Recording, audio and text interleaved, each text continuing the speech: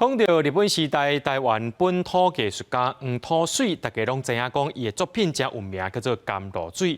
不过伊阁有一寡特别的创作，国立台湾美术馆即届特别举办伊个人展览，要来紹介伊一生。时间是对3月25一直到7月7。甘露水是台湾第一尊赤身女性雕像，这几当中见天日世界展出，是日本时代艺术家黄土水上出名的作品。因为有这样的一个传奇的这样的出土呢，所以呢，黄土水连同他的作品呢，至少包括黄土水的名字呢，大家就知道了。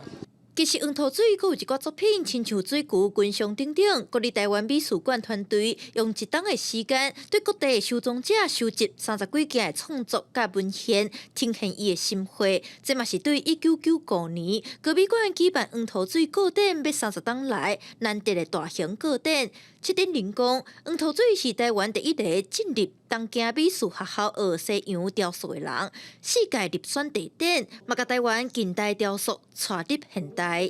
那黄土水等于是揭开了我们台湾近代美术史的序幕。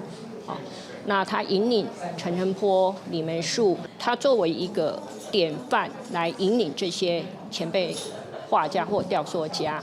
7点人表示，这届台湾土自由水、黄土水艺术生命的个画，特别针对伊参支持者的关系做展览，互外界更较认捌黄土水这个人。对3月25到7月7，在国立台湾美术馆来展出。